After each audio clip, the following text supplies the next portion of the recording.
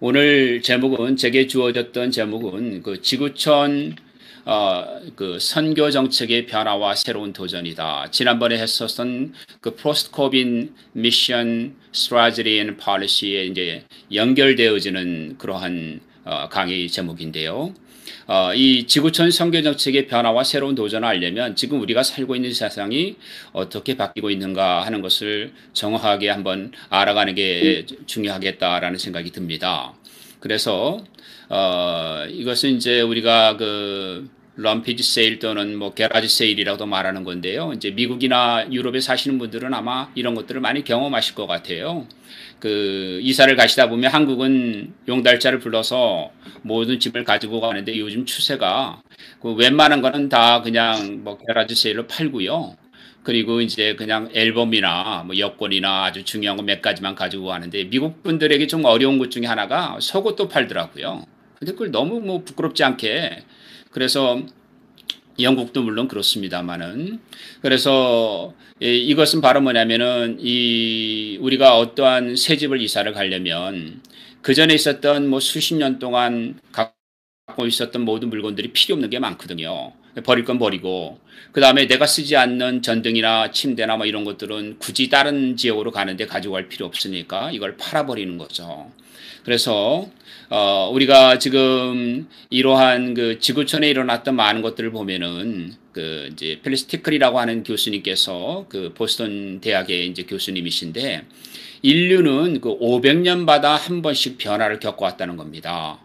그래서 그 초대교회로부터 콘스탄틴 대제를 통해서 로마 제국의 기독교가 정착하기까지 500년이 걸렸대요. 그런데 이 로마 제국이 무너지면서 그러면서 이제 이러한 한 번의 변화를 겪었고, 그 다음에 또 이런 이 로마 제국이 붕괴되어지면서 일어난 것이 이제 중세의 도래인데, 이 중세의 도래와 더불어서 어떤 일이 생겼냐면은 오히려 이 이스턴 오토독스하고 캐톨릭 처치하고 그레이시즘 이게 또 500년 만에 일어났다는 겁니다. 그리고 또 500년 만에 그 중세 시대가 가고 이제 그 종교개혁을 통해서 근대 시대가 열렸는데 일반 역사가들도 우리 근대라고 하는 것, 모던 타임이라고 하는 것은 종교개혁 1517년부터 봅니다. 그래서 이 종교개혁으로부터 또 중세가 무너지고 새로운 근대가 하면서 근대라고 하는 것은 많은 의미를 갖겠습니다만은 우리가 일라이트먼트라고 하는 계몽주의의 도래가 왔고 산업혁명의 시대가 왔고 또 도시화의 혁명이 이루어졌고 기술혁명이 이루어졌고 더 나아가서는 많은 사람들에게 국가의 개념이 생겨지는 시간이다. 그래서 이 500년의 시기가 있었는데 이 500년의 시기가 또 지나가고 나니까 또 한 번의 그러한 변화가 일어났다는 겁니다. 그래서 이 펠리스 티클 교수가 책을 굉장히 많이 쓰셨고 이분이 무려 뭐 책 쓴 것뿐만 아니라 이분이 이제 언론 기자도 하셨는데 뭐 굉장히 거대 담론을 잘 그려내는 교수세요. 예, 그런데 이 여자분인데 이제 천주교 출신이세요. 그런데 이분이 뭐냐면은 이 500년마다 일어나는 그 지구상의 어마어마한 변화들을 그 자이언트 러미지라 그러니까 대가라지 셀이다. 이렇게 표현을 했어요. 그래서 이것은 뭐냐면은 우리가 지난 종교교육 이후에 우리는 한 번도 경험하지 못한 그 어마어마한 변화를 지구촌이 겪고 있다는 겁니다. 그래서 이 지구촌이 겪고 있는 지금의 변화는 이제 코로나 바이러스 사태로 지난번에 제가 코비드-19 이후의 그 시대를 그 4세대 선교를 말씀을 드렸는데 이거보다 조금 더 거대 담론이에요. 이것은 지구촌 전체에 그냥 홍역을 앓듯이 바뀌고 있는데 그 키가 바로 뭐냐면은 포스트 모더니티 그러니까 이 후기 근대주의로 가고 있다는 겁니다. 종교개혁으로부터 이렇게 국제사회가 프레임이 되어졌던 이 근대라고 하는 개념들이 있어요. 학문 영역에도 국가 개념에도 행정에도 경제에도 은행 시스템에도 이런 모든 것이 근대의 그런 어떤 그 종교개혁이 일어났던 근대 프레임이 있는데 이 프레임이 무너져 버렸다는 거예요. 그래서 교회가 이것을 겪고 있다는 겁니다. 그래서 이러한 그 교회가 겪고 있는 그 가운데서 보게 되어지면은 현재 2020년 현재 우리 지구촌의 기독교는 24억 정도로 보고 있는데 24억 가운데에서 절반이 12억이 로마 천주교예요. 그리고 이제 이스턴 오토독스가 한 2억 4천 정도 되고 있고요. 그 다음에 이제 나머지 25%, 그러니까 2억 4천에서 우리가 한 7억 가까이 되는 인구가 이제 프로레스탄 개신교회로 구분이 되어지는데, 이 개신교회를 또 이렇게 나누게 되어지면은 베프티스트가 가장 큰 교단이고, 그 다음에 여러분들 보셨지만은 메토디스트가 두 번째로 큰 교단이고, 그다음 세 번째로 큰 영역이 이제 오순절 교단이에요. 그리고 그 메토디스트 안에서도 이제 유나이티드 메토디스트하고, 그 다음에 영국 계통에서는 브리린 메토디스트라고 말하는데 the African Methodist Episcopal이라고 말하죠. 이게 이제 합쳐서 7%가 되어지고, 루트란이 5%고, 장로교 계통의 모든 교단을 합쳐서 세계 한 2%가 됩니다. 그리고 나머지가 이제 영국 성공의 1%로 이렇게 개신교 교단을 총 합쳐도 전 세계 기독교의 그런 인구 가운데서 우리 개신교회는 25%밖에 되지 않는다는 거죠. 그러니까 그러면은 이것을 이제 우리가 한번 수치로 보게 되어지면은 기독교는 전 세계 인구 가운데서 천주교회, 정교회, 아르메니안, 이집션 콥틱, 프로레스탄 이게 다 합쳐가지고 33%를 점유하고 있고요. 그 다음에 이제 이슬람을 믿는 모슬렘들은 21%를 점유하고 있습니다. 그 다음에 이제 힌두교가 그 다음을 차지하고 있는데 13.26%를 차지하고 있고, 불교, 그 다음에 나머지는 이제 다른 종교나 non-religious로 이렇게 구분이 되어집니다. 그래서 지구촌이 이렇게 지금 2020년을 우리가 보게 되어지면 이런 변화가 있는데, 그러면 우리가 한 2015년도에 Pew Research Center에서 이제 보고한 것인데, 제 책에는 2010년도 보고가 나와 있고, 지금은 2015년도 보고가 나와 있는데, 물론 CIA나 월드뱅크나 IMF에서 난 보고를 보면은 대동소이합니다. 여기에서도 마찬가지로 이 퓨어 포럼에서도 이제 크리스찬을 31.22%로 보고 있습니다. 근데 여러분께서 지금 이 크리스찬이라고 하는 33.32% 안에는 모든 이단들이 다 들어가 있어요.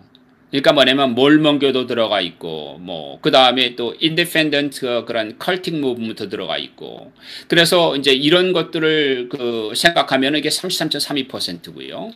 지금 피어 포럼에서 말한 이 크리스천의 개념은 뭐냐면은 이 이스턴 오토독스를 포함해서 그 다음에 개신교회와 천주교회와 나머지도 포함되어 있는 겁니다. 그러니까 우리가 말하는 인디지너스 그런 교회들이 있는데 주류교회에서는 인정하지 않는 운동들이 들어있어요. 그래도 31.2%입니다. 그리고 여기에서는 모슬렘이 나미널 모슬렘들이 포함이 되어졌을 때 24.1%로 수치가 우리가 여기 옆에서 보는 21.01%는 18학에 해당했을 때의 인구입니다. 그러나 24.1%가 될 때는 인구가 더 늘어나게 됩니다.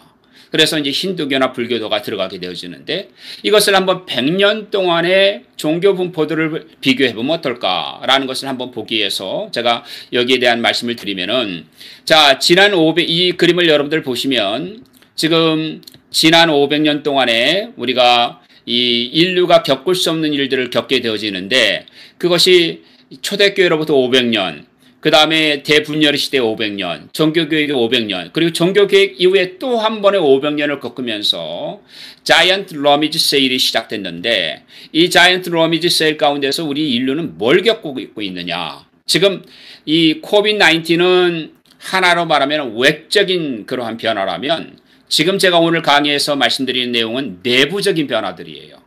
그러니까 그 본질적이고 굉장히 아주 내부적인 변화들인데, 이 내부적인 변화를 이 티클 교수는 뭐라고 말을 하냐면은, 펠리스 티클 교수는 1세기에 아무런 복음이 들어가지 않은 상황과 지금 자이언트 러미지 세일이는 21세기가 똑같다는 거예요. 비교해 보니까. 이분은 거대 그림을 잘 그리거든요.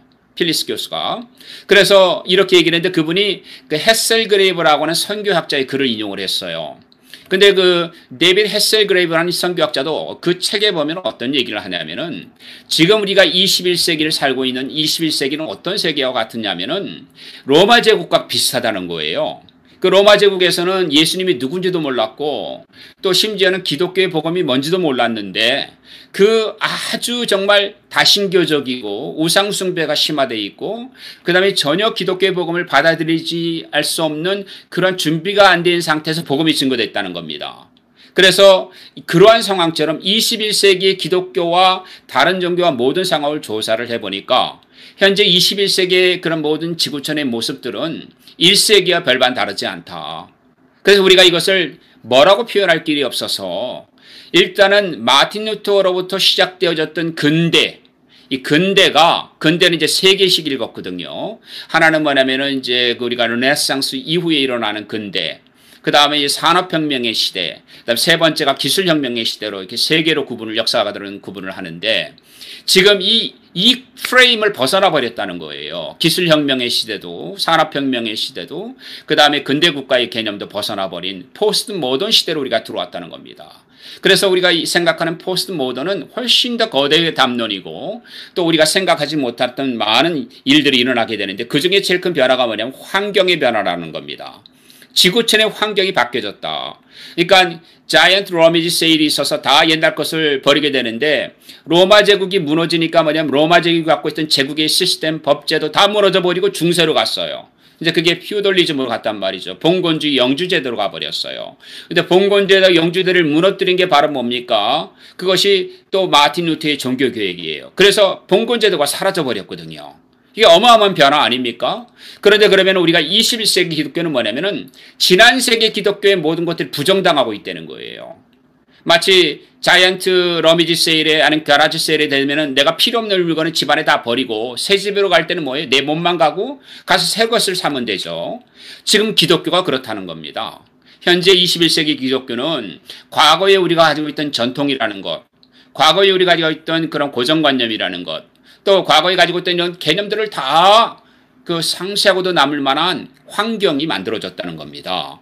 그래서 이 환경 가운데서 어떤 일이 있냐면은 가장 크게 우리가 거대 담론으로 보면은 지구촌의 기독교의 중심 측의 변화가 일어났다. 기독교 하면 유럽이었고 유럽 하면 기독교 문명으로 알려졌던 곳이 유럽의 기독교가 사라지고 있고 그리고 유럽을 이어서 그러한 거대 기독교 국가로 태동을 했던 미국이란 나라가 가장 빠르게 기독교의 쇠퇴를 겪고 있다. 그래서 기독교의 중심축과 기독교의 핵심이 다른 지역으로 가게 되어지는데 그것을 뭐라고 말하냐면 글로벌 사우스라고 말한다. 남반구 기독교죠. 또 하나는 뭐냐면 이제 제가 책에 처음에 머조리티 월드 크리스천이라는 이름을 썼는데 지금 전 세계적으로는 다수세계 기독교라는 이름이 지금 쓰여지고 있어요. 고맙기도 하죠. 제가 원래는 The Rise of Global South라는 책을 쓸 때 루이스 부시 박사님이 이 책 제목을 바꾸면 어떻게 했느냐. 그러니까 The Rise of Majority World Christianity로 하면 좋겠다. 그래서 제가 그분의 그 제안을 받아들여서 Majority World Christianity라고 하는 단어를 처음 썼어요. 10여 년 전이죠. 근데 지구촌에서는 이제 다수세계 기독교라는 단어가 이제 보편화되고 있습니다. 그래서 여기에서 우리가 지구촌의 이동들, 지구촌의 환경 변화를 전체로 조사해 보니까 선교의 개념이 달라지는 거예요. 이 선교의 개념이 가는 선교, 오는 선교가 아니에요. 지난번에 코비드-19에서 제가 말씀드렸지만은 그 이제 처음에는 go to some country, go to all이었는데 이제 all to all이 돼버렸어요. 그러니까 the mission is at our doorstep이 돼버린단 말이죠. 그래서 이러한 것 가운데 하나가 가장 핵심으로 떠오르는 선교가 다이아스포라 미션이에요. 지구가 78억 인구 가운데서 실제 이동 중에 있는 사람, 영주권을 갖고 있거나 다른 나라의 시민권을 취득했거나 일하고 있거나 여행 중에 있는 사람들이 무려 12억에서 18억에 해당이 된다는 유엔의 보고서가 있어요. 그래서 이러한 인구 부이동의 변화가 지금 코로나 바이러스 상태로 또 한 번 쉐이킹이 일어났는데 이것이 현재 그 사람들은 지금 다른 나라에 있는 거죠. 그리고 또 하나가 뭐냐면은 미션 모빌라이제이션 자체가 달라진다. 그러니까 마치 예수님께서 12제자를 택하시고 세상으로 보내셔서 세상이 바뀐 것처럼 지금 우리 시대도 주님께서 우리에게 명령을 주시면 선교 동원이 개념이 달라진다면 우리 시대에도 놀라운 복음화가 추수가 가능하다는 거죠. 이런 것 가운데서 이 거대 담론을 잘 그리는 분이 한 분이 있는데 존 네이시빗이라고 하는 학자가 계세요. 이분이 쓴 책 가운데 하나가 10 메가 트렌드, 그러니까 글로벌 가운데 거대한 트렌드도 그냥이 아니라 가장 큰 이러한 메가 트렌드 10개를 얘기를 했어요. 아마 이것은 인류가 가지고 있는 모든 혁명 가운데 다 총체적으로 표현하는 것인데 그 10개의 변화를 보게 되면 첫 번째가 뭐냐면 인포메이션 소사이티를 가고 있다는 겁니다. 이 코비드-19이 제가 지난주에도 강의를 했지만은 코비드-19은 이전에 있던 거를 이제 다 실행하게 만드는 과거의 우리 디지털 미션, 그 다음에 IT 미션, 그 다음에 우리가 생각했던 뭐 언택 그 컨버세이션 뭐 이런 것들이 다 얘기만 되고 있었던 것인데 뭐 예를 들어서 온라인 에듀케이션, 학교에서 온라인 하는 이런 모든 것들이 그냥 그렇게 아주 일부적으로 사용이 됐어요. 근데 이게 보편화가 돼버리죠. 이것의 총체 그림은 인포메이션 소사이티로 가고 있다는 겁니다. 이 두 번째가 뭐냐면 하이테크나 하이타치로 가요. 근데 이게 굉장히 놀라운 게 뭐냐면 하이텍이라는 게 기술을 이용하는 것인데 사람들이 아무리 많은 프로그램을 봐도 하이타치가 있는 자기의 마음이 움직여지도록 한다는 거죠. 이것을 포스트 모던 캐릭터리스틱이라고 말을 하는데요. 그러니까 이 후기 근대주의 내지는 그 후기 현대주의로 가면은 이제는 하이 테크놀로지도 있지만은 사람들은 자기 감정에 타치되는 걸 좋아해요. 그래서 음악이라든지 영화라든지 드라마라든지 또는 이런 것에 굉장히 사람들이 탐닉하게 되어집니다. 스크린이라든지 스포츠라든지 이런 것들이 다 뭐냐면 하이 타치가 있기 때문이에요. 그런데 우리 기독교는 하이 타치는 안 하고 로우 텍, 로우 타치를 하고 있어요. 감정과 영성에 또한 그러한 영향을 주지 못하고 우리가 그냥 죽어버린 메시지를 전하게 되면은 사람들은 기독교 복음에 관심을 갖지 않게 되어집니다. 그래서 하이텍, 하이타치로 가고 또 하나가 뭐냐면 글로벌 이코노미가 재편이 되고 있다. 이게 코비드-19을 통해서 이게 너무너무 분명해집니다. 지금 우리가 알고 있는 것보다 훨씬 빠른 속도로 지금 지구촌의 경제가 요동을 치고 있고 바뀌고 있고 변혁하고 있고 쉐이킹하고 있고 리쉐이핑하고 있습니다. 그 다음에 이제는 뭐냐면은 롱텀으로 가고 있는 시대가 되고 있어요. 숏텀으로 되는 게 아니라 코비드-19이 왜 중요하냐면은 코비드-19에 일어났던 이런 언택 그 커뮤니티, 그 다음에 우리가 얘기하는 이런 디지털 소사이티 이런 것들이 이제는 일상화가 된다는 거예요. 그게 지난번에 말씀드렸죠. 그게 바로 뭐냐면 뉴 노멀이 되는데 이 뉴 노멀이 어른 사회로 가냐면 롱텀으로 간다는 거예요. 그 다음에 뭐냐면은 지금 보셨지만은 이제 디센트럴라이제이션이 키워드가 되는 거죠. 근대 국가의 모든 특징은 국가가 주도해서 그러니까 산업혁명이든 기술 집약사회든 이런 것들이 다 국가 주도형이었는데 코비드-19 이후에 지금 전 지구촌의 모든 특징을 하나로 디센트럴라이제이션이에요. 그러니까 분산화예요. 중앙 집권화가 아닌 거죠. 그 다음에 이제 셀프-헬프죠. 자가 생존으로 간다는 거죠. 이 제가 깜짝 놀란 게 존 네이스빗이라는 학자가 이 얘기를 했는데 지금 코비드-19이 셀프 헬프로 가고 있어요. 그래서 스스로 생존하는 법들을 전기가 없어도 와이파이가 없어도 그 다음에 이제 결국 우리가 어떠한 도움을 받을 수 없을 때 자가 면역이라든지 이런 모든 것에서 우리는 어떻게 스스로를 이겨나가고 스스로를 도울 수 있을까? 그 다음에 이제 participatory democracy로 가고 있다는 거예요. 이 지구촌의 많은 국가들이 공산주의 국가 몇 개를 빼고는 지금은 이제 민주주의로 가고 있는데 이것이 중동도 그런 흐름이 있어. 사우디아라비아도 처음으로 여성의 참정권을 허락하게 되어지고 아랍에미레이트라든지 이슬람 국가들이 그 자스민 혁명 이후에 participatory democracy 참가하는 민주주의로 가고 있다는 겁니다.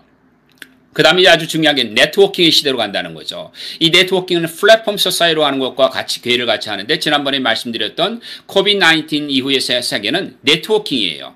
이 네트워킹을 통해서 사람들이 정보를 교환하고 커뮤니티를 형성해서 굳이 건물이 없어도 굳이 조직이 없어도 이제는 그렇게 하나의 공동체를 이뤄나갈 수 있다는 겁니다. 그리고 키워드 가운데 하나가 이제는 글로벌 노스가 아니고 글로벌 사우스다. 그리고 그 다음에 한 사람의 아주 뛰어난 의견이 아니라 multiple opinion, 다양한 의견들이 가는 세상으로 우리가 가고 있다. 이게 10개인데 탁월한 아주 분석이에요. 이분은 뭐냐면 미래학자이기도 하시고 그 다음에 지구촌에 있는 모든 빅데이터를 다 분석해가지고 키워드를 다 집어넣어 보니까 이게 나온다는 거예요.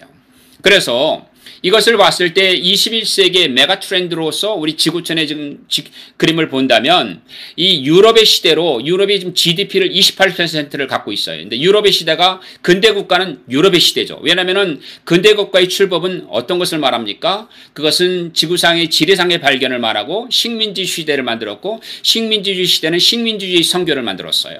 그래서 식민주의 선교는 콜로니얼 미션은 뭐냐면은 근대 국가의 출범학에 뗄 수가 없는데 이것을 유럽의 시대라고 말을 하거든요.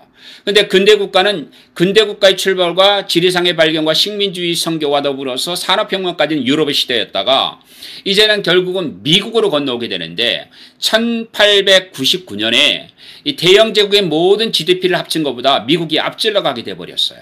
그래서 미국이란 나라가 이제 지구상의 새로운 거대 국가로 등장을 하게 되면서 전 지구촌의 GDP의 35%를 점유하게 되어집니다. 그래서 이것은 북미 대륙의 시대다.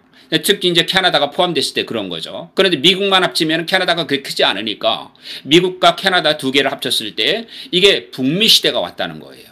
그래서 이것은 뭐냐면은 쉽게 얘기하면 오른쪽에 보시는 것처럼 이 대서양의 시대에서 이제는 뭐냐면 트랜스퍼시픽, 즉 환태평양 시대로 바뀌었다는 거예요.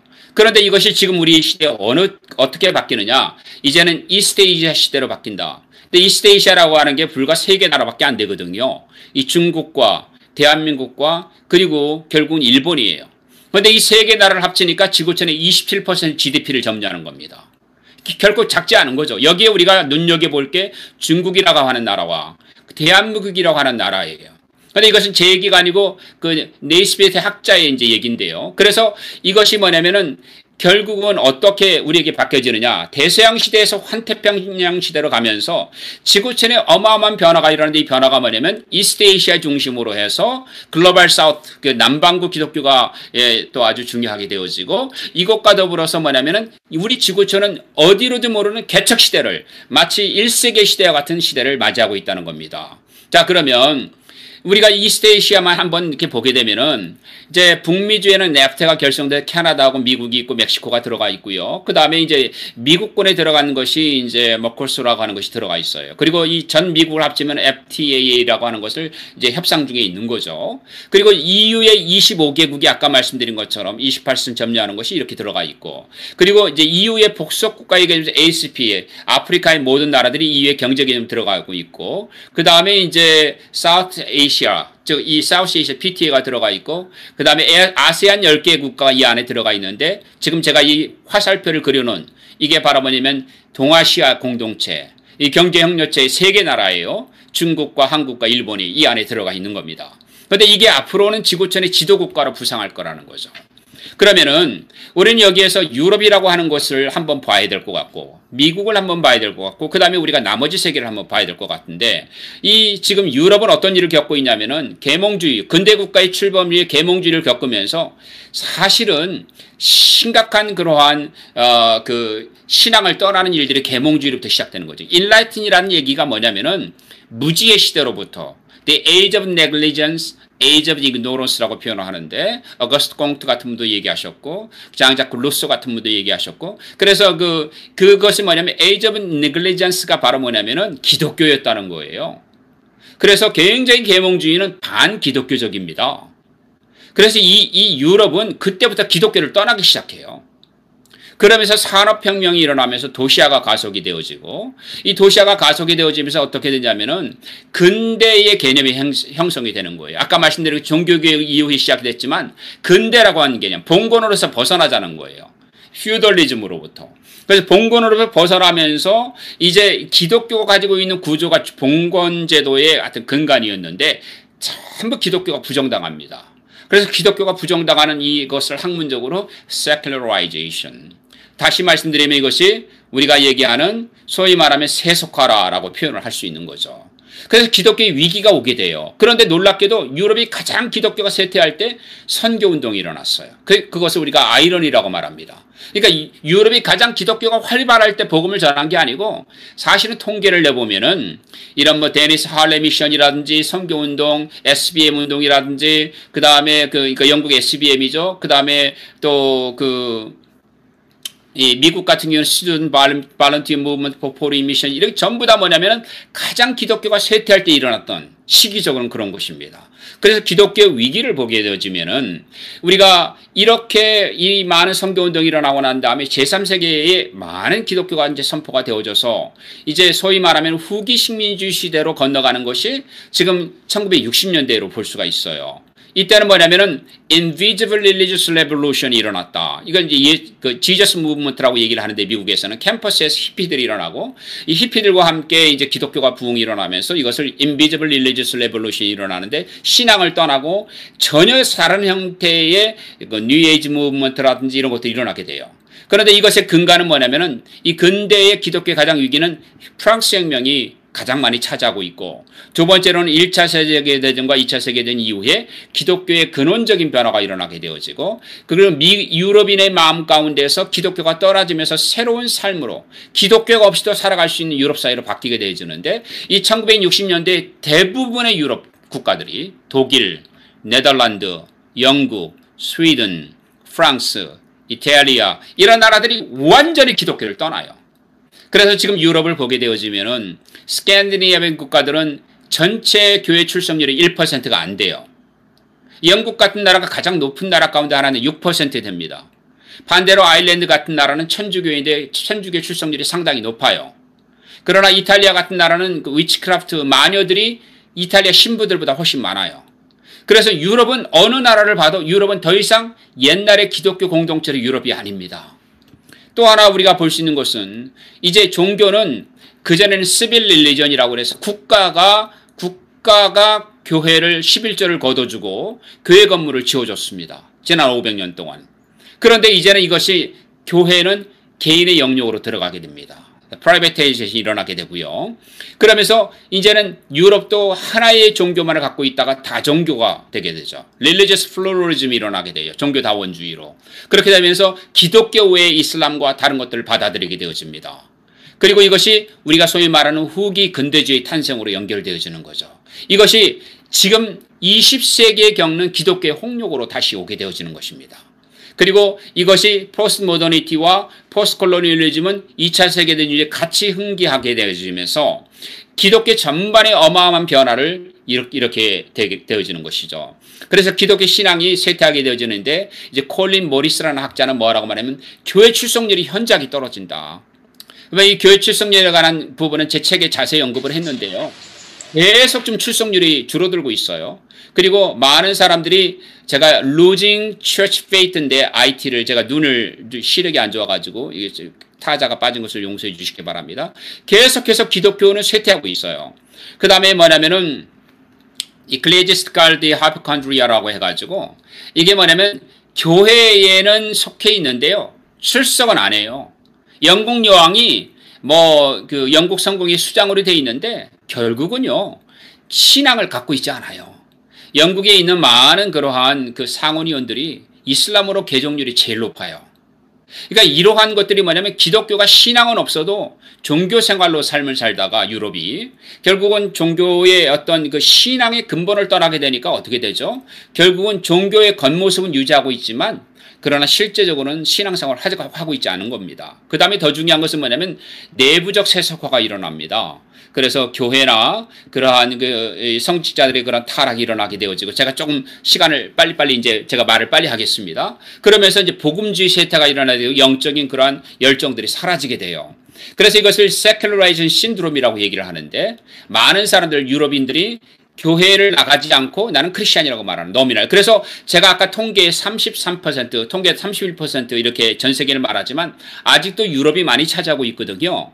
근데 유럽이 많은 사람이 나는 기독교라고 말하면 교회를 한 번도 안 가요. 평생에 안 간 사람인데 What is your religion이라고 얘기하면 기독교인이라고 말하는 겁니다. 이것을 아주 중요한 말로 말하면 뭐냐면 believing without belonging이에요. 그러니까 이것을 명목상의 크리스찬들이 많아지는 거죠. 여기에 더불어서 뉴에이지 무브먼트 일어나고 뉴리 신흥 종교가 일어나고 이슬람이 일어나고 그 다음에 오리엔탈 릴리전들이 급속하게 전 세계에 전파가 되어지면서 우리가 말하는 그런 힌두교나 또는 바하이즘이나 또 더 나아가서는 불교나 또 동양의 명상이나 이런 것들이 또 요가나 이런 것들이 전 세계에 급속하게 퍼지게 되어집니다. 이것이 결국은 우리 전체 지금 기독교 공동체 안에는 종교다원주의로 가게 되는 거죠. 여기에 제일 큰 문제는 뭐냐면은 2차 세계대전이 끝나고 난 다음에 전 세계에 흩어져 있던 선교사들이 더 이상 전쟁 가운데서 이렇게 후원을 받을 수가 없었어요. 그래서 이제 그 교회협의회에서는 뭐냐면 미션 모라토리움을 선언하게 되어지는데 더 이상 기독교는 선교를 할 필요가 없다. 이유는 세 가지예요. 첫 번째는 휴머나이제이션, 인간화 선언이에요. 그래서 인간화 선언은 뭐냐면은 이제 우리가 이 모든 것은 하나님께서 모든 종교 가운데서 구원받을 수 있는 씨를 주셨다라고 표현하는 겁니다. 휴머나이제이션. 두 번째가 뭐냐면은 소셜 가스펠을 한다는 거예요. 구제 사업으로 복음은 빠지고 남을 도와주는 거죠. 세 번째가 뭐냐면 예수 그리스도의 그러니까 크라이스트 센트릭이라고 말하는데 크리스토 센트릭이에요. 크리스토 센트릭에서 이제는 세계는 데오 센트릭으로 한다는 미션의 개념을 바꿔버린 겁니다.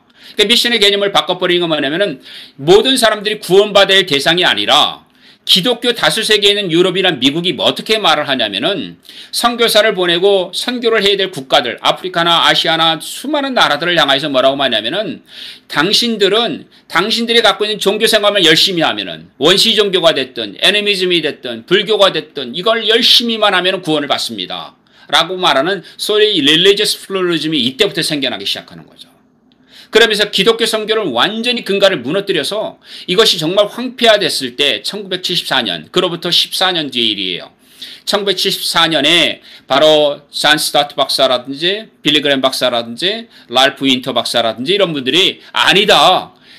여전히 우리는 데오센트릭, 신중심 사회로 가는 것이 아니라 크리스토센트릭, 그리스도 중심, 그리스도 외에는 구원이 없다. 모하메드를 통해서도 불교를 통해서도 구원이 없다. 구원은 오직 예수 그리스도, 하나님의 아들이신 예수 그리스도밖에 없다. 라고 하는 것을 천명을 하면서 우리는 여전히 선교할 것이 많다. 왜냐하면 선교의 개념이 불교를 믿어도 또는 힌두교를 믿어도 또는 이방 종교를 믿어도 구원을 받는다고 말하면 선교사가 필요 없어지거든요. 인과나 선언이 됐잖아요. 그런데 랄프 윈터 박사나 또는 빌리그램 박사나 스타트 박사는 이게 아니고 여전히 그들에게는 예수 그리스도가 필요하고 선교사가 가야 된다는 운동을 로잔 대회를 통해 천명한 겁니다. 이게 거의 혁명적인 것이죠. 이게 제가 지난번에 얘기했던 게 3세대 선교였던 겁니다.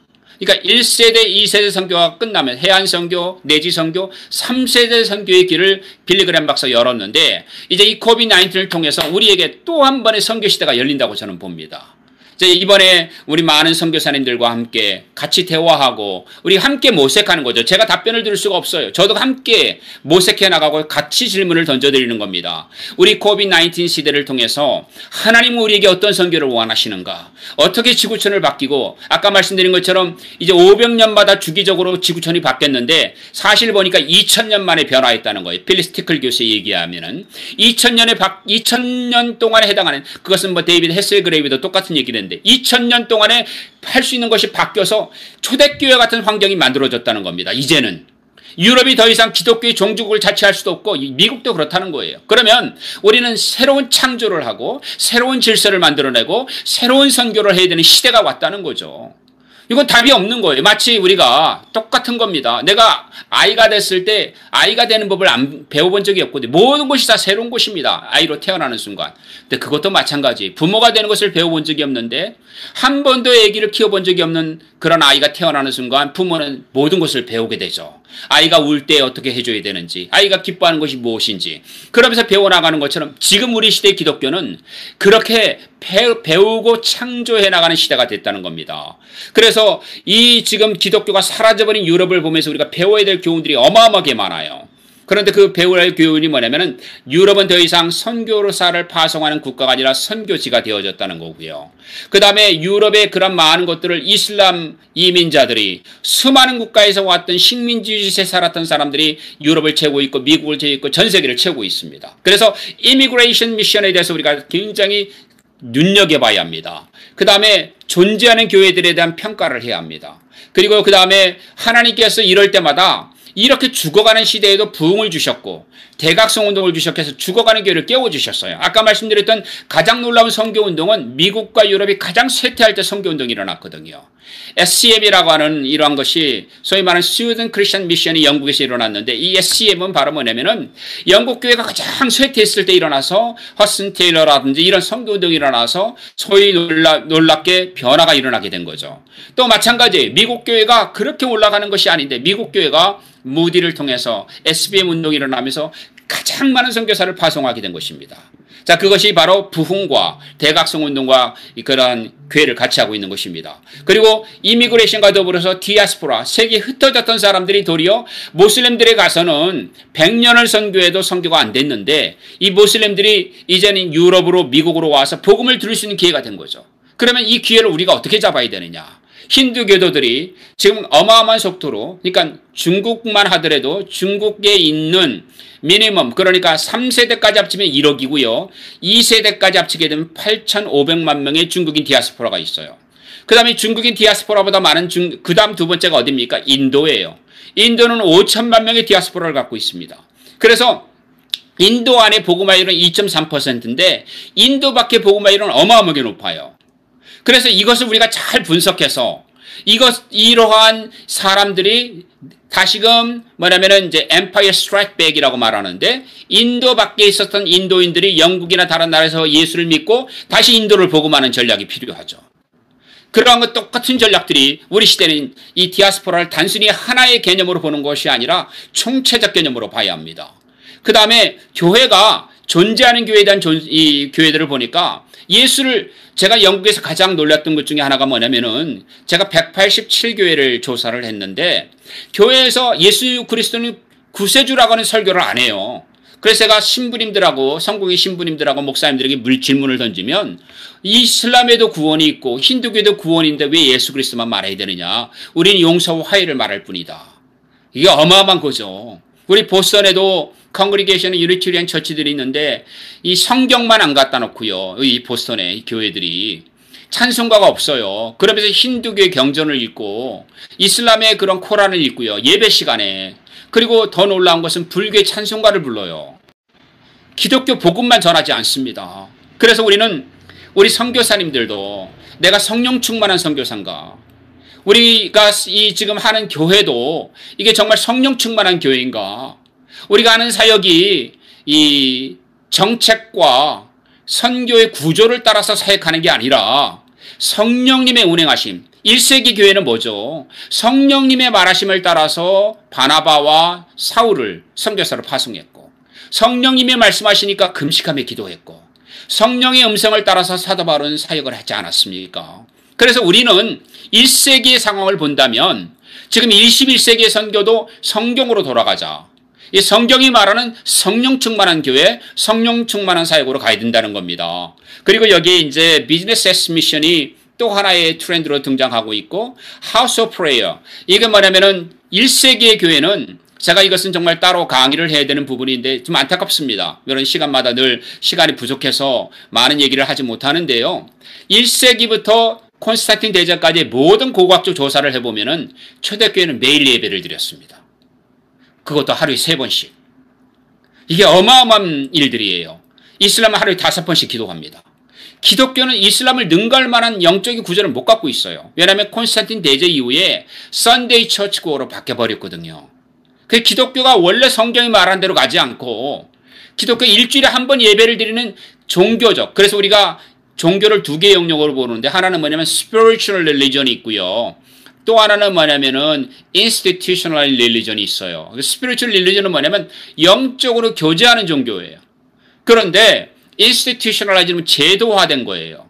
그러니까 제도화는 sacrament, 예전이나 또 그러한 그 예배 예식, liturgy 이런 것들로 예배를 드리지만 하나님과는 관계가 없는 거예요. 종교 행위를 하는 겁니다. 그래서 우리가 아주 중요한 것이 뭐냐면은 기도하는 부분이에요. 오늘날 우리가 매일 예배를 드리고 매일 기도한다면 기독교는 달라질 것입니다. 그래서 이러한 대체인, major change 또는 major shifting이라고 말을 하는데 이 major change 가운데 하나가 뭐냐면 왜 이 서구 세계는 지금 반기독교화되고 있고 세속화를 겪고 있다. 그리고 이슬람이 1900년도에 보게 되어지면은 이슬람은 전 세계 가운데서 2억 5천에 불과했거든요. 지금 18억입니다. 이슬람이 가장 빠르게 성장을 하고 있어요. 그래서 지난 120년을 했더니 이슬람은 800%, 그리고 1900년부터 2000까지는 이슬람은 700%. 그러니까 120년을 따면 800% 성장하고 있는데 세계 많은 연구기관들이 이러한 보고서를 내고 있는데 만약에 10년 뒤, 그러니까 우리가 말하는 2030년이 되게 되면은 이슬람은 기독교를 앞지르게 된다. 이슬람이 지금 속도로 가게 되어지면은 기독교를 앞질러서 어떻게 된다는 거죠? 적어도 이제 뭐 24억을 넘게 된다는 거예요. 18억인데 금방 따라잡죠. 기독교는 줄어든다는 겁니다. 여기에 기독교가 전혀 대비를 못하고 있어요. 그리고 구공산권 국가에 대한 선교가 다 먹혀버려가지고 중앙아시아는 이슬람에게 먹혀버렸고 그 다음에 중국과 나머지 있는 인도 차이나나 몇 개 국가들은 우리가 선교를 제대로 못하고 있어요. 여기에 대한 분석을 해야 합니다. 그 다음에 중국에 대한 연구를 우리가 아주 정밀하게 해야 될 필요가 있습니다. 중국은 거대한 선교 국가로 미션 포스, 선교지가 아니라 선교 국가로 이미 활동할 수 있는 역량을 갖고 있는 나라입니다. 그리고 제가 말씀드리던 남반구 기독교 가운데 다수세계 기독교에 대한 것을 하는데 이 다수세계 기독교에서 우리가 어떤 일을 해야 될 것인가. 그리고 여기에 굉장히 강력한 오순절 운동이 일어나고 있다. 또 하나가 뭐냐면은 그럼에도 불구하고 지금 우리가 얘기하는 것처럼 서구 세계와 이슬람이 클래시, 사무엘 헌팅턴 교수가 말하는 Clash of Civilization, 이게 일어나고 있는데 이게 지금도 현존하고 있는 거예요. 그래서 이 문제를 우리가 어떻게 봐야 되느냐. 그리고 이것이 이슬람은 하나는 평화의 이름으로 이것을 다알 살람이라고 얘기하고요. 또 하나는 전쟁 이름이에요. 그 전쟁 House of War인데 다알 하브로 이렇게 이슬람이 두 개 양면 강원 작전을 펼치고 있는데 우리 기독교는 전혀 이게 대비가 되어 있지 않아요. 이 부분이 정말 이 선교사대회에서 제가 이슬람 권유회에 대해서는 따로 말을 하고 싶은데 어마어마한 택틱이 필요하고 어마어마한 스트라테지가 필요한 영역이에요. 이런 변화 가운데 이슬람의 리서전스, 이슬람의 아주 큰 반응이 일어나게 되는데 이슬람은 지금 아까 말씀 800% 성장하고 있고 지금 세계의 월드 파워로 이제 이슬람이 등극을 하고 있고요. 이슬람이 1900년도만 해도요. 샤리아로가 입법화된 나라가 몇 개 안 돼요. 그런데 1차 세계대전이 끝나고 나니까 2차 세계대전에 샤리아를 입법한 나라가 48개국이에요. 그런데 지금 2020년도에 샤리아를 입법한 나라가 110개국입니다. 이 얘기를 다르게 말하면 뭐냐면은 절반 이상이 샤리아 헌법을 들고 있어요. 예를 들어서 기독교가 다수인 케냐가 샤리아로 헌법이 개정됐어요. 여기 케냐 선교사님 아저씨 너무 잘 아실 거예요. 그런데 이 케냐에 그래도 이슬람보다는 기독교가 훨씬 많은데 이것이 샤리아가 헌법이 입법화가 된 거예요. 그게 왜 그러느냐? 여러 가지 원인이 있죠. 지금 그 케냐만 그러냐? 아니에요. 옆에 유간다도 90% 기독교인데 샤리아가 입법화가 헌법이 개정이 됐어요. 그리고 나이제리아가 그래요. 그리고 다수세계 기독교였던 나라들이 이슬람이 들어와가지고 기독교가 절반으로 줄어든 나라가 이티오피아예요. 그 샤리아 헌법이 되면서 이런 어마어마한 이슬람의 전략은 다 먹혀 들어가는데 기독교는 한 번도 대응을 못하고 있어요.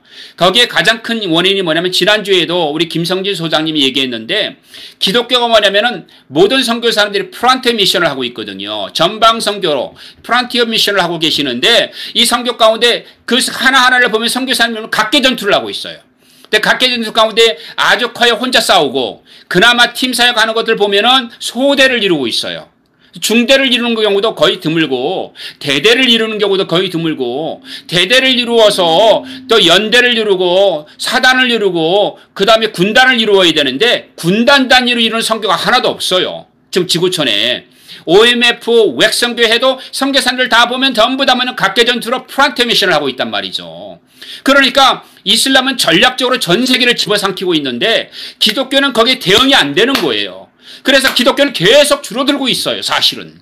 그리고 우리가 100년 동안 그렇게 선교를 했지만 기독교가 증가되지 않았다는 거예요. 제가 조금 이따가 그걸 자세하게 말씀드릴게요. 기독교 선교가 열매를 맺은 적이 없어요.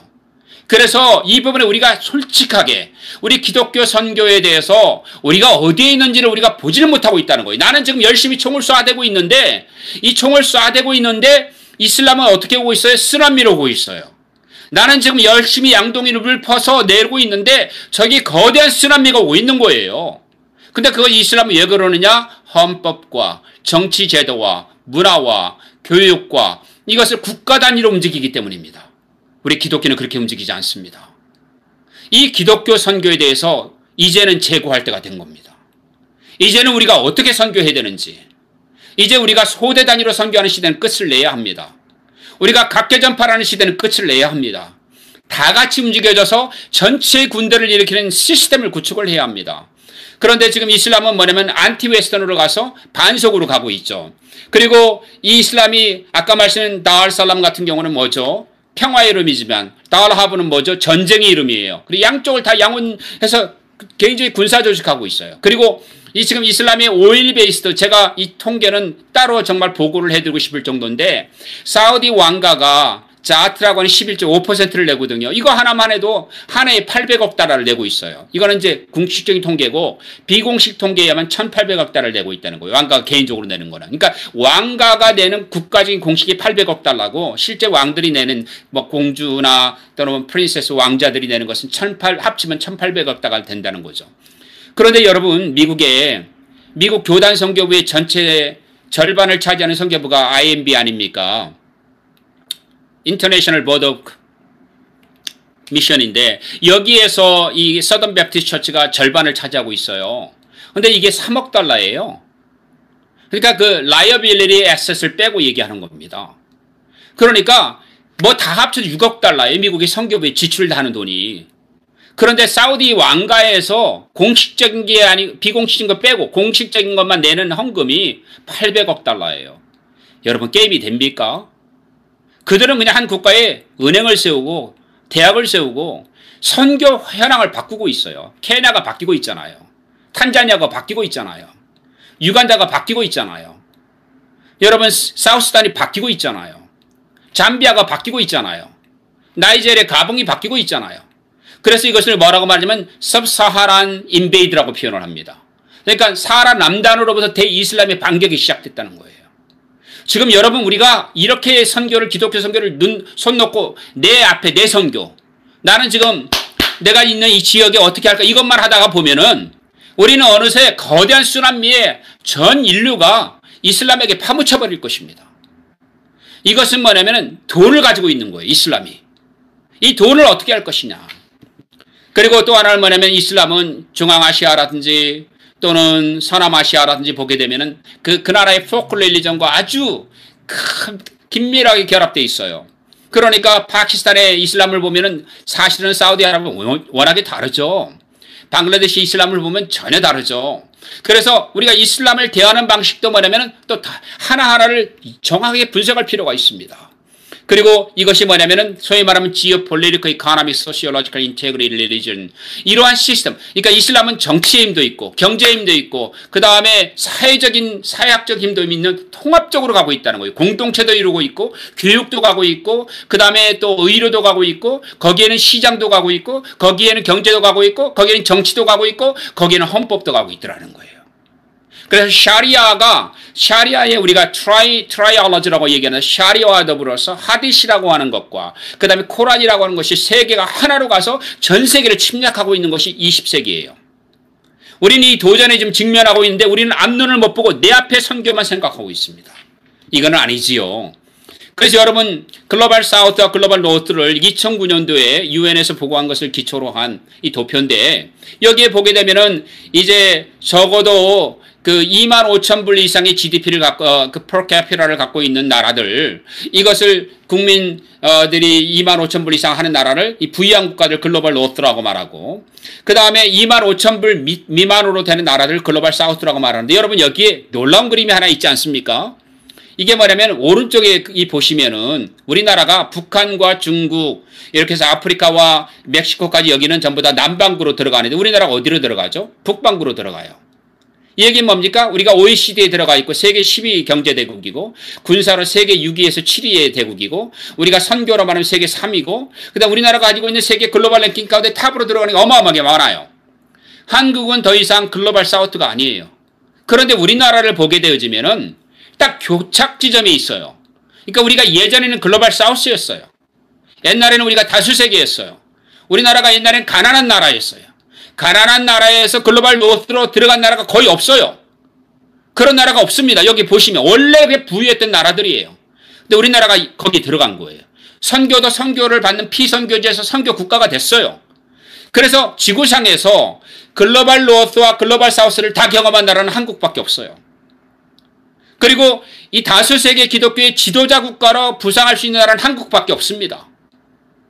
그래서 우리나라가 차지한 전략적 위치와 선교적 위치가 얼마나 중요한지 몰라요. 그러니까 우리는 가난했고 선교사들을 받았던 나라인데 선교사를 파송하고 있단 말이죠. 그래서 이 글로벌 노스로서의 우리가 역할이 굉장히 달라지고 있다는 겁니다. 이 지도를 보시면 우리가 지금 선교할 국가는 글로벌 사우스뿐만이 아닙니다. 유럽에도 보내야 되고 미국에도 보내야 되고 다 전 세계의 대상인데 우리나라가 가지고 있는 이 한반도라고 하는 조그마한 나라가 섬처럼 딱 북한과 나뉘어져 가지고 섬처럼 있지만 하나님은 우리 민족을 그렇게 쓰고 계십니다. 그래서 여기에서 보면은 이 글로벌 사우스의 등장은 사실은 초대교회 당시만 해도 글로벌 사우스였어요. 팔레스타인이 그렇죠. 기독교의 복음이 동양으로 갔잖아요. 그것을 사도 바울을 통해서 서방으로 움직이면서 점점 터닝 포인트가 일어나는데 그럼에도 불구하고 기독교의 전반적인 것은 동방에 있었다는 겁니다. 사우스에. 이집트의 알렉산드리아가 가장 복음화됐던 지역이고요.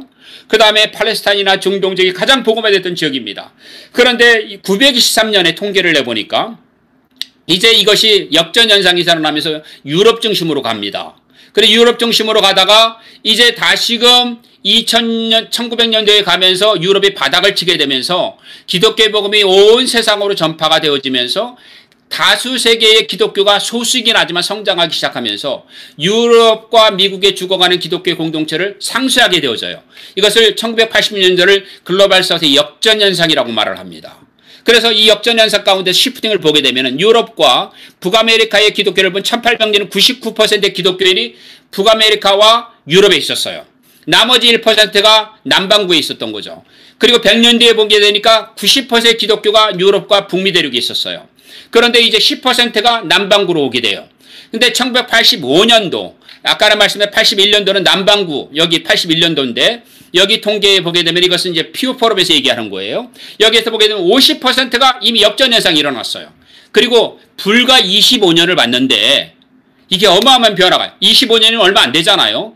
25년 동안에 뭐냐면, 남반구 기독교의 그 중심 세력이 70% 가까이가 남반구로 왔고, 그 다음에 이제는 유럽과 북미 대륙에는 31%의 기독교만 있다는 겁니다.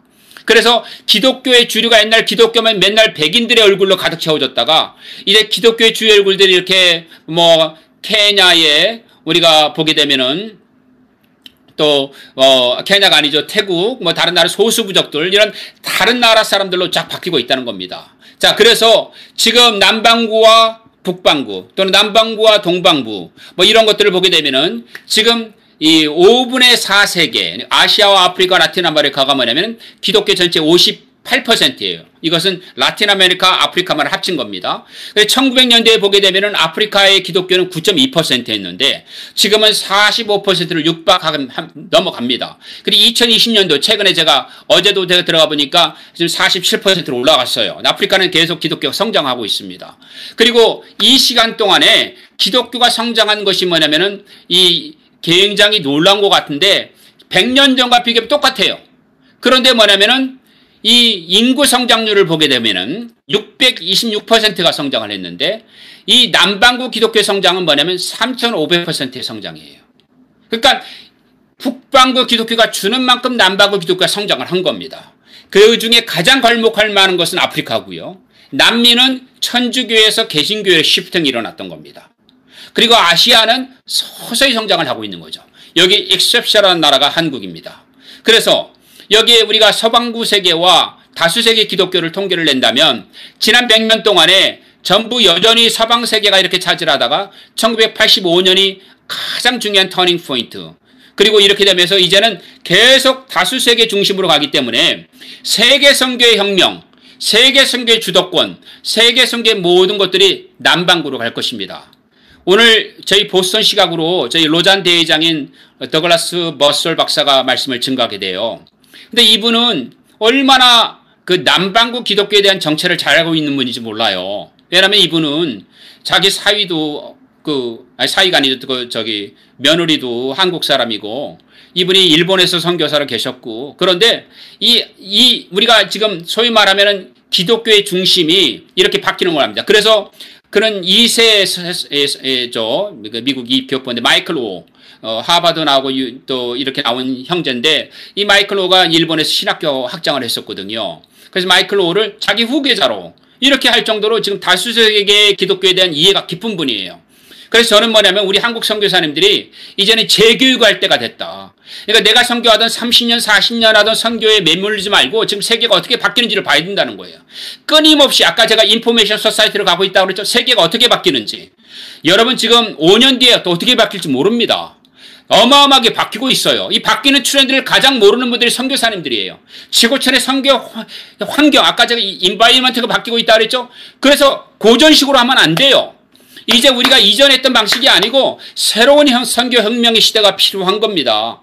이러한 다수 세계 기독교로 갈 때 우리는 지금 70%가 넘어서고 있고 지금 이게 현재 2020년이에요. 그런데 이제 이게 점점 올라갈지는 모르겠지만 앞으로는 모든 리더십들이 다수 세계로 올 거예요. 그래서 다수 세계 기독교가 됩니다. 그러면 이 다수 세계라는 말은 어떻게 나왔느냐? 유럽과 미국을 포스트 월드라고 그랬어요. 그래서 이것을 이미 개발이 끝난 국가, 어드밴스 컨트리라고 선진국이라고 얘기를 했던 거죠. 그런데 이 유럽과 그리고 미국을 뺀 공산국가들, 동유럽 이런 나라들을 향해서 우리가 바로 2세계, 제2세계라고 불렀어요. 그러니까 이 제2세계는 뭐죠? 약간 중진국형이에요. 그런데 이제 이 제1세계와 제2세계를 뺀 국가를 제3세계라고 불렀거든요. 그런데 이제 제 책도 머저리티 월드를 쓰면서 제3세계가 사라지고 이제는 머저리티 월드로 지금 이름이 바뀌어지고 있는 거예요. 근데 이게 뭐냐면 non-aligned nation이에요. 나라들마다 연결이 안 돼 있어요. 그리고 글로벌 사우스예요. 그리고 least developed, 가장 개발이 안 된 국가들이에요. 그리고 종교적으로는 아주 열정적인 국가들입니다. 이 나라의 지도자로 한국을 하나님이 세워주셨어요.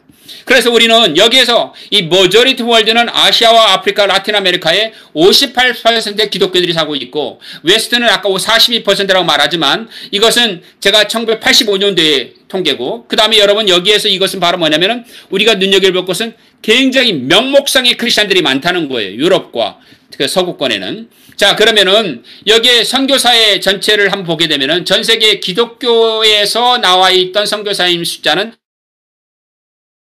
컨템포러리 올 때 우리는 어떻게 해야 돼요? 전통의 실패를 얘기하고 그 다음에 다가오는 시대를 준비하기 위해서 실패를 경험을 해서 워킹한 것을 찾아내야 돼요. What's stuck up? 어떤 게 어떻게 막혔었느냐? What's working? 어떤 게 일하고 있었는지 일이 되더냐? 그 다음에 What is your solution? 그 해답은 무엇인가? 그래서 우리가 웨스턴에서 난 웨스턴으로 가고 있고 이제 교단주의 선교에서 난 교단주의 선교로 가고 있고 그 다음에 자연주의 선교에서 초자연적인 선교로 가고 있고 글로벌 노스에서 우리가 글로벌 사우스로 가고 있고요. 글로벌 웨스트, 글로벌 이스트로 가고 있고 그 다음에 마이너리티 선교에서 머저리티로 이제 지금 바뀌고 있어요. 그리고 이제 모던 선교, 유럽과 미국의 시대가 모던 선교예요. 이제 우리는 포스트 모던으로 가고 있습니다. 코비드-19 시대를 통해서. 그래서 콜로니얼에서 포스트 콜로니얼로 가고 있고 글로벌라이제이션에서 우리는 이제 글로컬라이제이션으로 가고 있어요. 글로컬라이제이션이 뭐냐면 로컬라이제이션이 세계가 된다는 거예요. 옛날에는 미국이 영어가 하면 다 세계가 됐는데 BTS가요 한국 노래를 부르는데 아이들이 한국말을 배운다는 거예요. 그러니까 로컬, 코리안 로컬이 글로벌라이제이션이 이루는 걸 글로컬라이제이션이라고 말해요. 그러니까 아까 말씀드렸죠. 코리아나이제이션의 문제를 우리가 세계화로 극복하려면 어떻게 돼요? 우리의 문제를 알아야 된다. 우리가 어디에 문제가 있고 어디에 워킹하지를 알아서 이것을 극복하면 하나님 우리를 통해 사용하실 것이다. 그래서 선교 전략의 중요성들을 우리가 살펴본다면은 비전 매칭, 아까 말씀드린 제가 이거하고 똑같이 보면 이렇게 보는 거하고 똑같아요. 이 그림 가운데 인포메이션 게더링, 데이터베이스를 하고 난 다음에 set goals and objective. 이것이 말하면 비전 캐스팅이에요. 그래서 우리가 하나님이 주신 비전이 뭐냐? 하나님 우리 시대에 주시는 그 복음화에 대한 비전 매칭을 이뤄나가는 공동체를 만들자는 거예요. 그리고 브레이크트루를 이루는 것이 어디냐? 지금 벨라루스가 브레이크트루가 일어나고 쿠바가 브레이크트루가 일어났고 그 아프가니스탄 브레이크트루가 일어나고 있고 이란이 일어나고 있고 이런 것들에 대한 얘기를 들어야 돼요. 그 다음 우리가 뭐냐면은 open and closed door strategy. 그러니까 뭐냐면 앞문이 닫혀진 곳들이 있어요. 중국이 닫혀지고 있죠. 중국은 완전히 닫힌 건 아닙니다. 그런데 closed door로 가는 이란 같은 곳이 있어요. 알제리아 같은 나라가 있습니다. 그런데 여전히 복음의 문이 열려지는 것이에요. 복음의 문이 열려지는 것은 열린 문 전략을 해야 되고요. 그 다음에 복음의 문이 닫히면 닫힌 문 전략을 해야 합니다. 그 다음에 cultural similarity 있는 지역으로 우리가 하나의 선교사님들이 연대를 해야 합니다.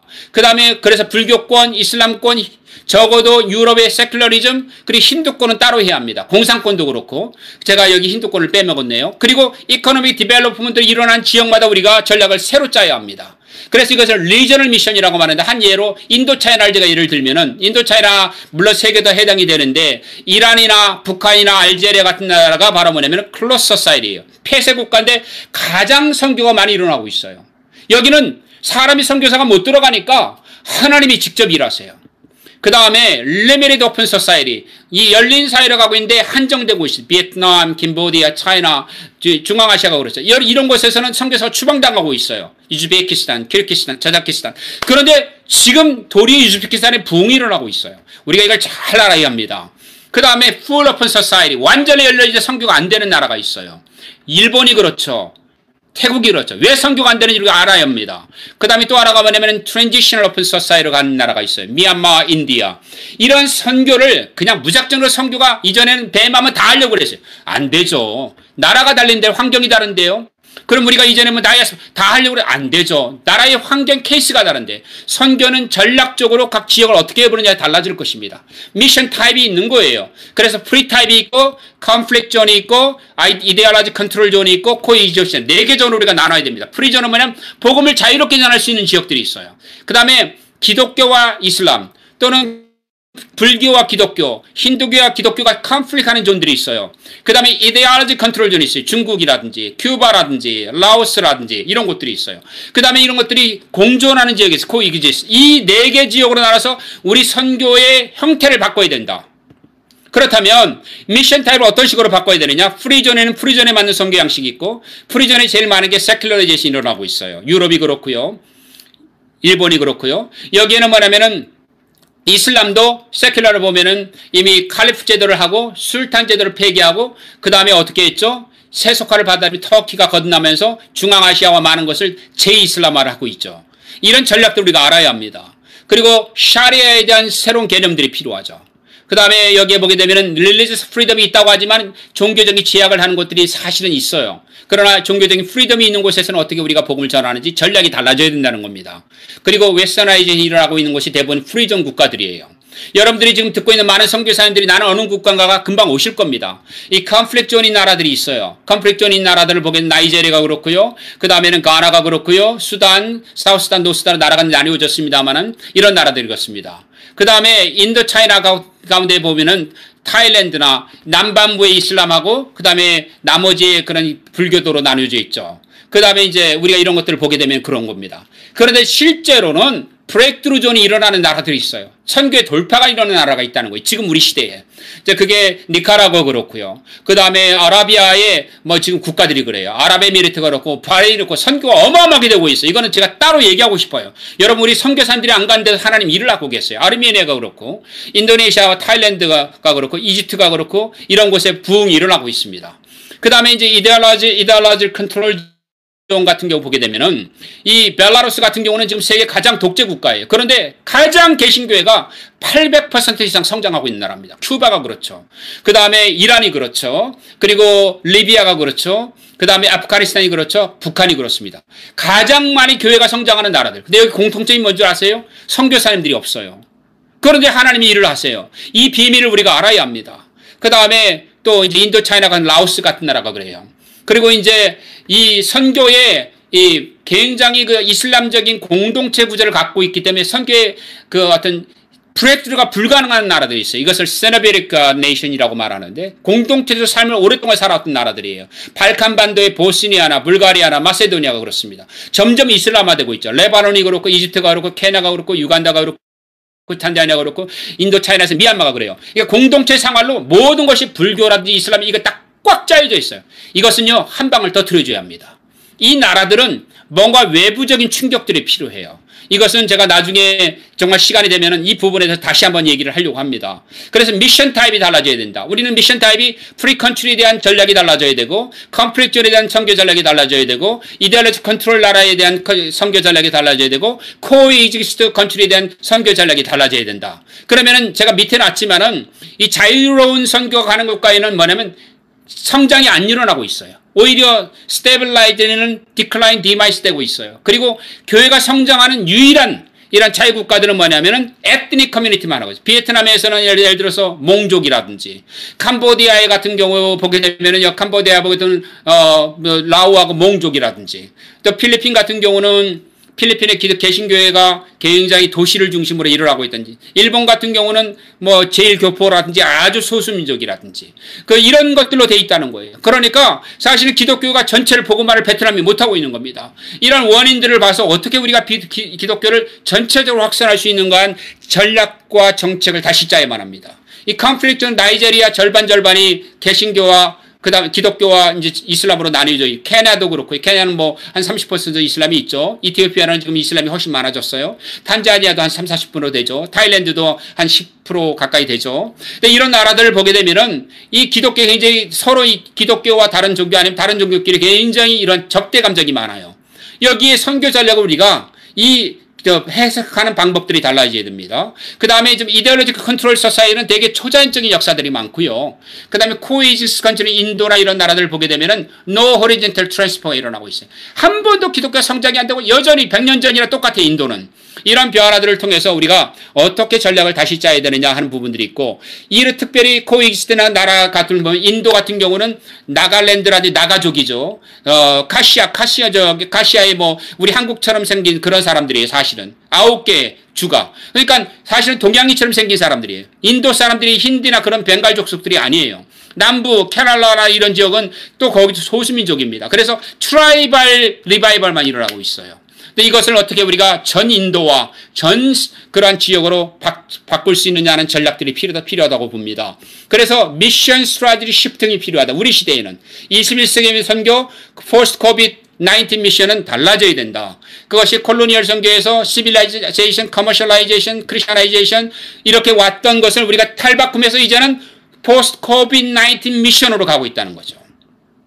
그러면 어떻게 우리가 브레이크를 이룰 수 있겠느냐? 핍박이 있는 곳에 부흥이 일어나고 있고요. 그리고 리스트릭트 어프로치가 일어나는 곳에, 제한적인 곳에 오히려 부흥이 일어나고 있고, 기도하는 곳에 먼저 부흥이 일어나고 있고요. 그 다음에 폴리티컬 터모일, 정치적으로 많은 그러한 어려움 가운데 있는 곳에 또 부흥이 일어나고 있고요. 그리고 지금 이 포스트 코비드 컨텍스트 가운데 두 개의 세계가 쫙 갈려지고 있습니다. 어려운 지역에 오히려 부흥이 일어나고 있어요. 예배를 금지했는데 교회가 성장하는 지역에 보고가 많습니다. 대면 예배를 못 드리는데 훨씬 더 제자 훈련이 강화되고 있어요. 그런 나라가 지금 중국이에요. 우린 중국이 지금 기독교가 줄어들고 있다. 아닙니다. 그래서 굉장히 신기한 일들이 일어나고 있어요. 그것을 우리가 잘 보고, 하나님께서는 뭐냐면 핍박이 오고 어려우면요, 신앙 있는 사람은 살아나요. 신앙이 없는 자들이 죽는 겁니다. 환경 탓할 일이 아닙니다. 돈 없으면 금식하면 됩니다. 저도 지금 금식 중에 강의하는 겁니다. 여러분, 우리가 뭘 하든지 간에 하나님께서는 환경을 이길 수 있는 능력을 주셨습니다. 우리가 환경을 탓하지 말아야 합니다. 우리 하나님의 크고 놀라운 역사가 여러분 가운데 함께 하시기를 주님의 이름으로 부탁을 드립니다. 감사합니다.